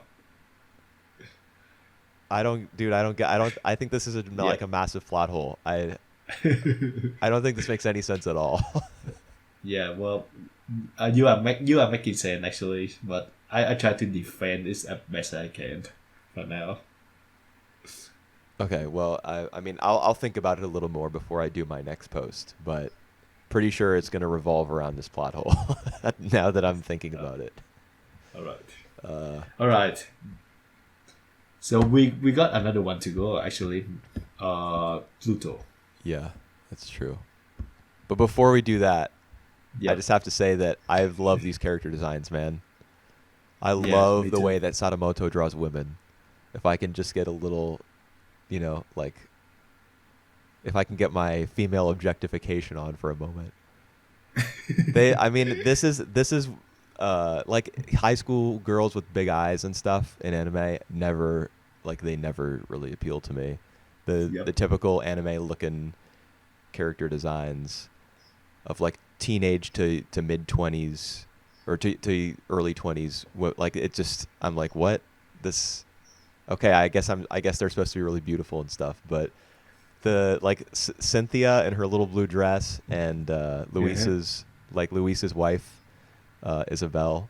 Uh, I love his character designs, man. all right. How about Abby with her crazy eye? Abby, no, like there's just so much pain in All Abby's right. character. Yeah. Yep. I can't. I just feel really bad for her, honestly. But like the whole idea of these heist stories and stuff is that there's usually like a femme fatale. There's usually like really really beautiful women Yeah. involved in every part of the plot. And I mean the A plus work on that front. Like All right. they're I really love these character designs. All right. One last question before we get into Pluto. Who who do you think the cat represent in the ED? We actually have a definitive answer about that now. It's Laurent, because Is it? he's wearing the blue sapphire ring when he's showering in episode 8. Huh. All right. And the blue ring is what the cat brings home in the ED. So he's the cat. Interesting. So maybe we get like the whole act like focus on him in Cummings act. Maybe. Perhaps. Yeah. Interesting. I mean, I think that we got a Makoto arc, which is the first one, I guess. We got an Abby arc, which is this one. Like, theoretically. Shut up. Sort of. Yeah, that's right. I'm sure we're gonna get. We got like a little miniature Cynthia story, kind of, in episode 6 with the underground boxing ring. Mm-hmm. I hope Yep. that like Cynthia and her connection with Chris, that woman, I hope that returns. Mm-hmm. And then we gotta get Well, a Lauren did- arc in there. Oh, hold on. Did they say something about London? Yes, they did. Yes, and the name of the all next right. arc is Snow of London. yes. So I'm hoping Interesting. I mean, the show's been good about keeping Kudo around, Yep. like the elderly man. Yeah, and yeah. then she won. Yep. So we're getting those recurring characters. So I hope Chris also recurs. Yep. I actually really enjoyed their reappearance, Kudo and Siwon.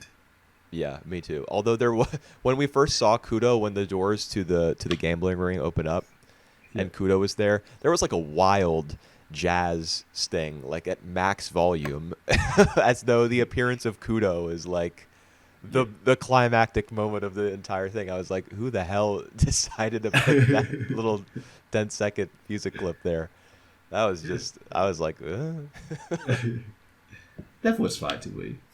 I But also enjoy the. Sorry, did I interrupt you there? I, Just like that sting interrupted the series? I actually enjoy the fact that they still mention about Kudo or Makoto accents. You know. Yeah, and the subs always, like whenever it is that Makoto speaks regular sounding Japanese at times. And usually when he's playing a character, like to try to trick an antagonist, or when he's like emotionally stressed or something, he'll speak in a different Japanese dialect, which we're supposed to assume is like his English slipping. And the subs are always like making him, you know, it reads as though he's like some hillbilly, and he's leaving some letters off the end of his words, which I guess makes sense, you know, I suppose. Which sub that you are watching this time? I mean, they're all the same subs, right? I'm watching Die Hot. I'm watching Newbie sub. Oh, but is there another group I doing reckon they the same. Because I have been watching 3 different subs for the last 10 season now. Anime Time, Die Hard, and Newbie sub. Well, I'm guessing that they're all using Die Hot subs because they're the group that subbed it. Yep. And I mean, Die Hot is not a subgroup. That's just the name that a bunch of established fan subbers are working under. They're working anonymously. Oh, right. I know. Group. Yeah, pretty much. I know that Skiddix is one of them, but I'm not sure about anybody else. All right. Understand. All right, let's move on to Pluto because we have like 10 to 15 more minutes to talk about Pluto. Okay. So the second volume focus more about Atom. Yeah. Which I think he make a really good appearance there. He's like some kind of in between the human and the robot. Yep. Yeah, and that makes sense because the killer is somewhere between human and robot. They don't know exactly who he is, so Adam is his foil, perhaps. Yep. And we also know about like the false memories of our main character G6, but I think kind of interesting as well. So we didn't really know for sure that what he did or where he been in the last 2 years. I think timeline. Yeah. So this is where my memory is going to break down. I Right. have all my notes here, and I remember the reason that he discovers that he had false memories implanted, or that memories were wiped or something, is because when he talks to his wife about taking that trip to Japan that they mentioned in the first volume, and he talks to a travel agent, right? And she says, "Oh, you've already been to Japan, or you already requested to us." Yep. Yes, That's right. yes. So is it that he's already actually been to Japan, or he's already? All right, we didn't know that for sure, but the fact that they know that that their memories had been reset was when they looking he and his wife were looking at the pictures that they took together. Right. In the last 2 years, they saw that it was a lot of pictures, like the unusual height amount of pictures that they're taking there. Yeah. And so there was both of their like- memories had been altered, I guess. That's right. And there was like, we didn't take that much pictures. It too much for like 2 robots, trying to be like human. Right. Yeah, that's the comment that they make. Like humans might take that many pictures, but robots, since they have their memory is not biological. It's mechanical.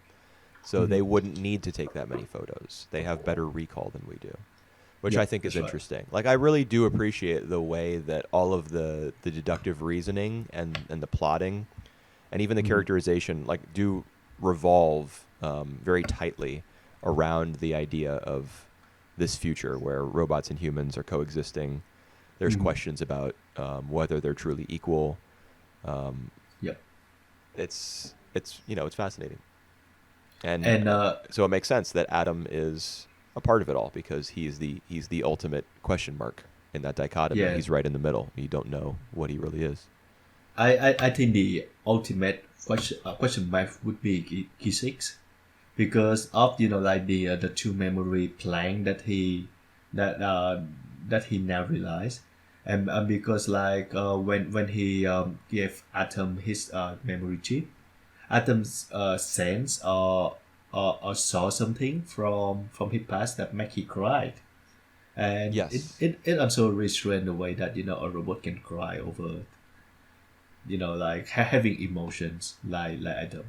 Yeah, that's the thing that makes me call Adam the ultimate question mark, like right in the middle of that spectrum, is Yep, because yep. he does upon seeing the things that Gesicht that are in Gesicht's memory bank, Mm-hmm.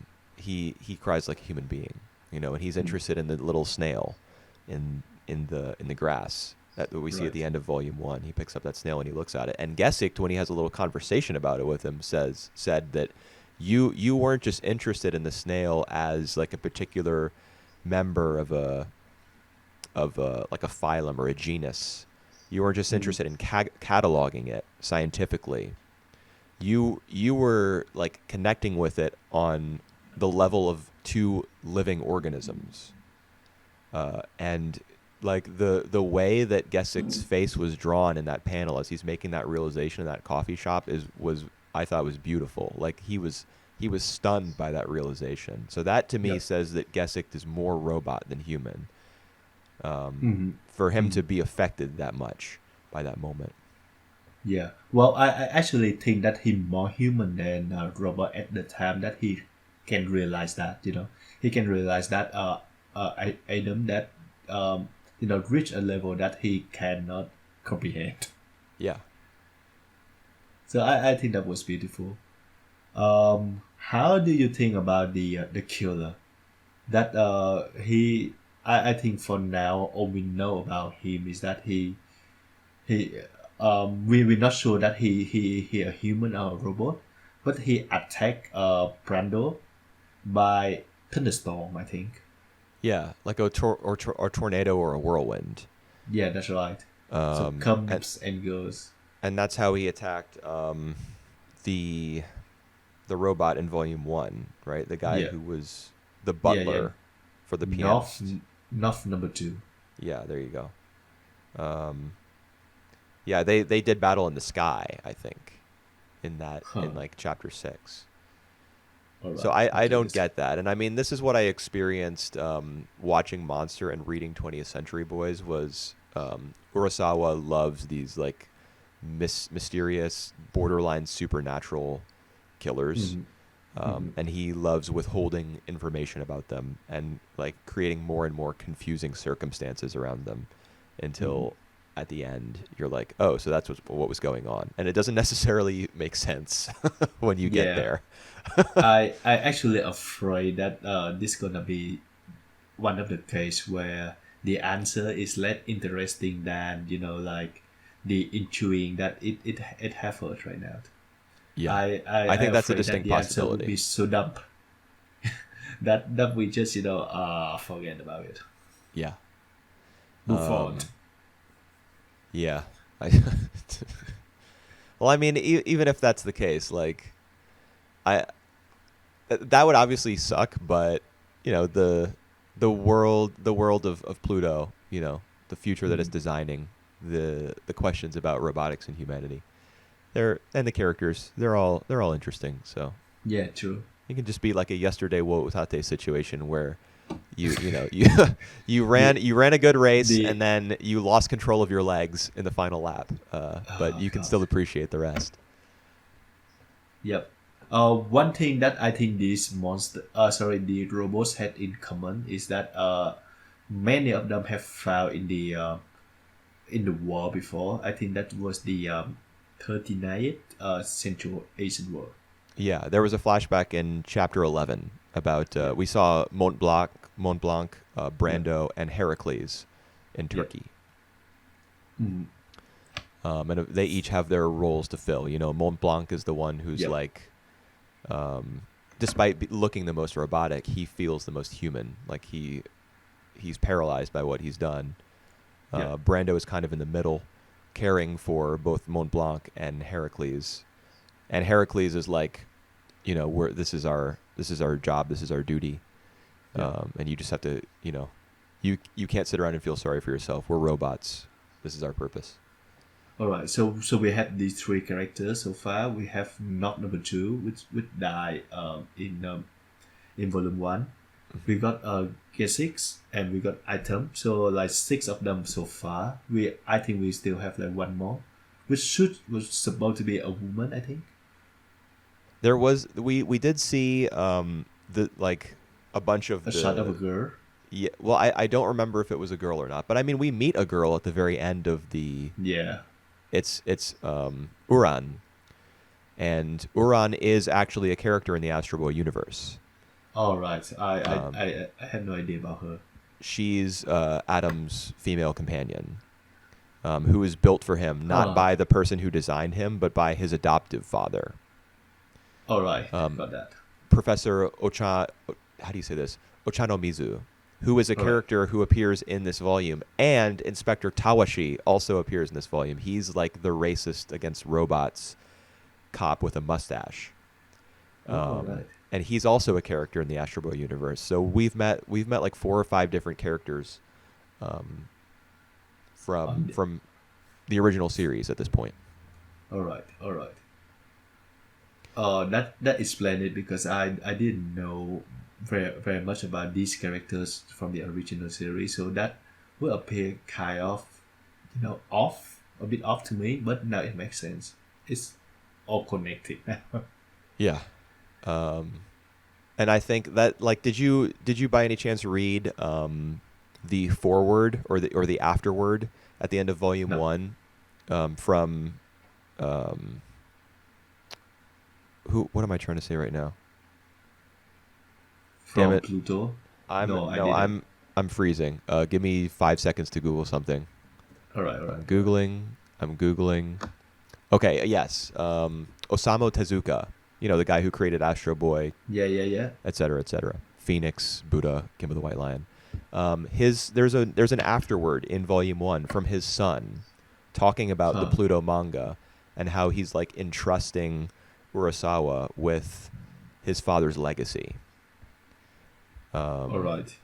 So, you know, it makes sense that we're getting all these Astro Boy characters. Like this is not Astro Boy 2.0, but we're fully inhabiting the world of Tetsuwan Atom at this point with all these characters appearing. Yep. So I just wondered if you had read that little I will the little thing. later. And if it's not in, like, I'm reading on Manga Dex, I assume you are as well. Where are you reading this? I just downloaded the whole manga. Oh, okay. And I just yep. Gotcha. I'm reading it online, but yeah. Yep. So I don't know if your version has this, but I can link you to it if you want, if you don't have it. That's right. I can find it. Okay.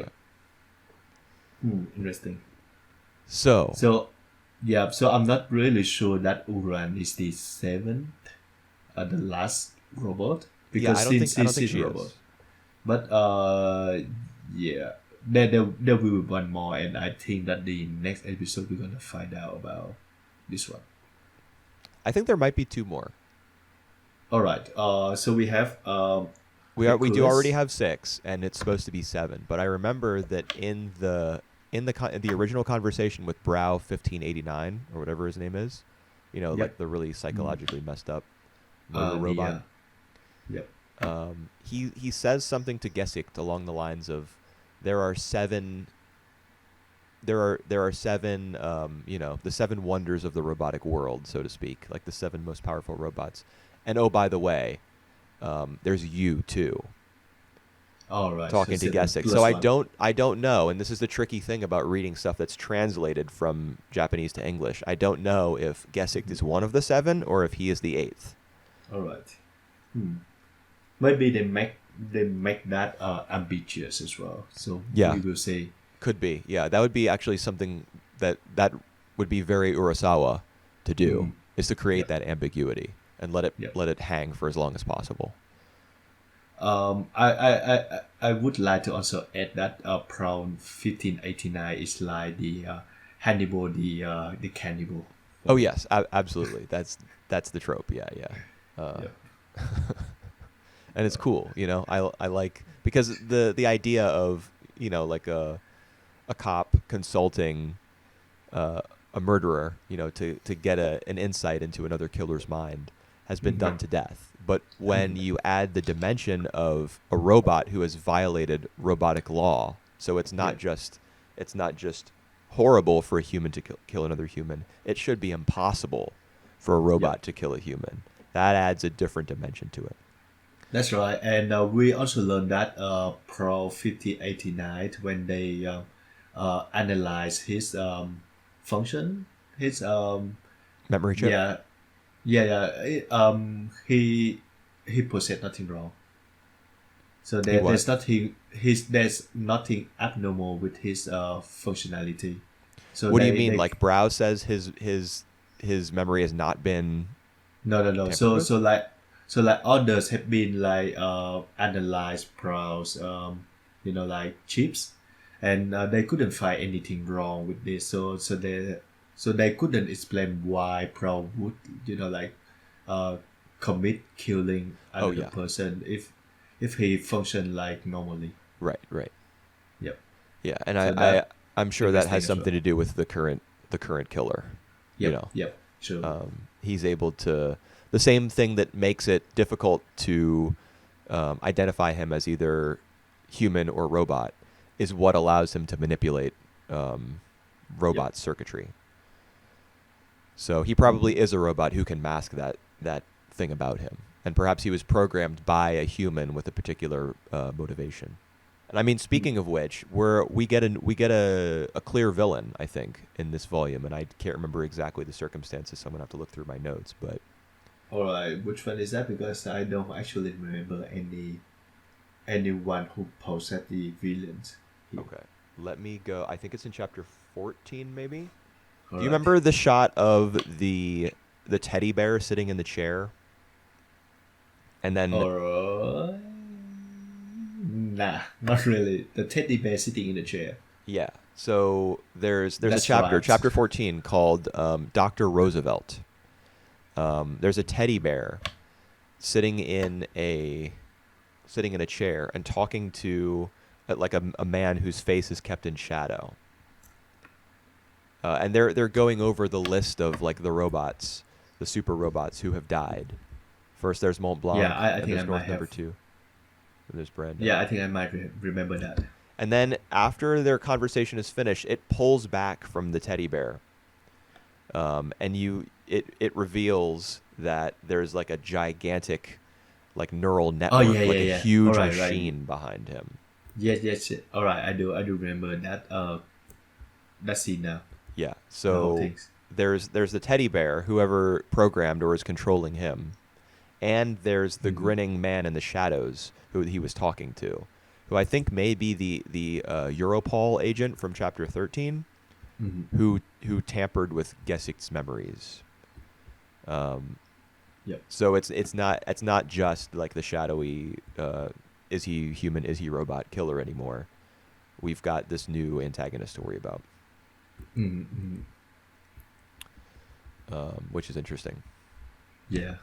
And then let me go to the end of chapter 14 real quick. I have it up. Wait, if I go this way, click.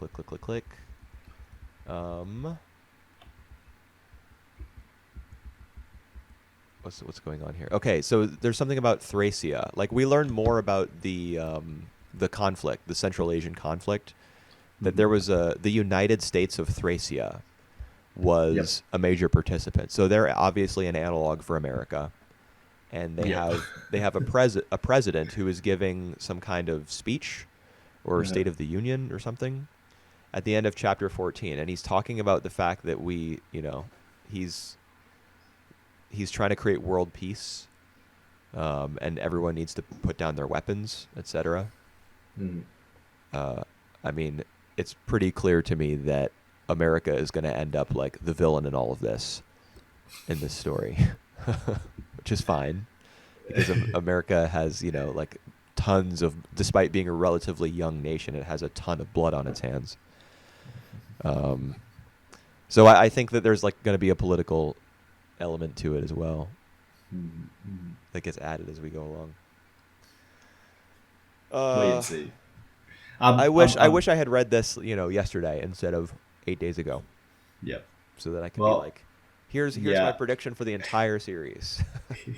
I would just say that I won't be surprised that there's gonna be a chapter as like the a political underlying in these shows in this manga. Yeah, I mean, Yeah. Urasawa is in Monster. There was a ton of political talk. Yep. Yep. True. But I So- do. Oh, the teddy bear shows up Yeah. behind the president of Thracia as he's giving this televised speech. Oh, So oh, there right. there you go. I don't know what that means exactly, but Master of puppet. yeah, he's the teddy bear is the puppet master. Yep. Yep. God. Now he knows. Yeah. Knows. All right. So I still intriguing by Pluto so far. So after 2 volumes, I just it just like I think the thing that I find the least interesting for now is the tornado itself. I just feel like the supernatural things doesn't really like excite me much. Yeah. I mean, I guess I Just- agree with that. And Oh. that was actually something that I noted in chapter 12. Like, I wasn't a big fan of the way that Brando's fight was kept completely hidden by the tornado. Yep. Because it Yep. cuts away to get Gesicht and, sorry, I just hit my mic by accident. It cuts away to get Gesicht and Heracles and Adam's reactions. Yeah. I don't know if you remember that. Like, they're all Yep. telepathically connected somehow, Mm-hmm. or not all the time, but like in that moment, Brando was like broadcasting. Yeah, I Well- think what happened was Brando was sending the signals that like only the other 3 can receive. Yeah, and I mean, other people like the unnamed female super robot may have gotten it as well. That may be how we get introduced to her character, is that she's Yeah. responding to the signal that she got from Brando. Yep. Yeah. And I just wished that, like, if you're already cutting away from Brando's point of view in order to show the other robots responding to his call, why not like tease us with a little bit of the action? We don't have to see what the robot looks like exactly, and I don't know how you would illustrate this, Well- but I wish we had gotten a little bit All right. more. All right. Yep. If you're talking about tease, they actually does that.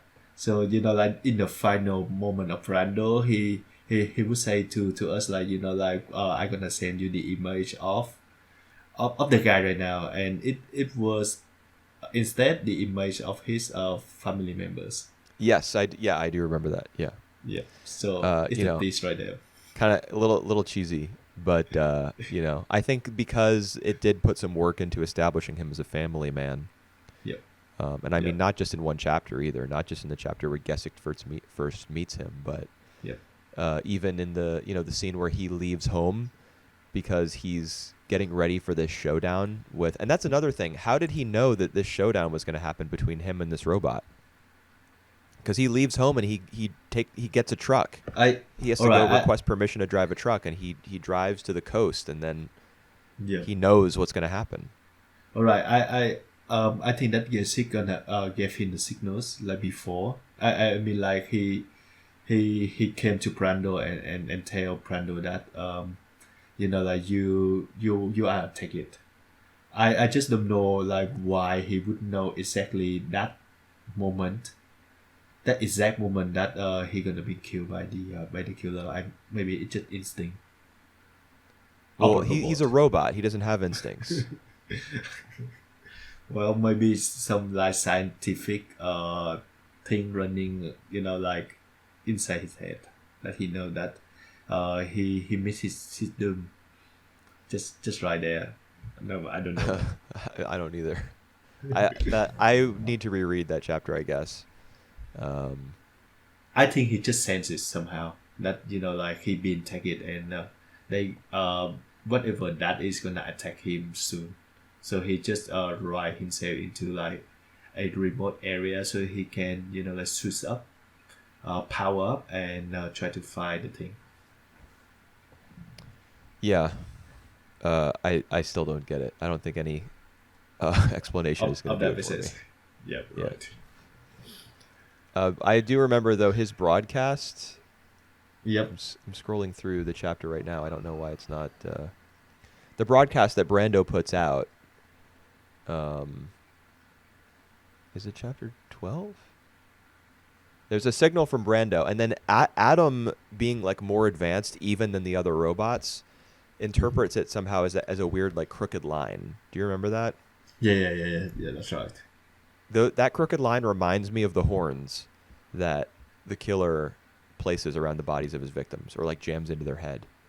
Yep. Um, I do think it's a horn as well. yeah. I think the similarity between those symbols is intentional. Yep. Why is Mangadex so... Okay, never mind.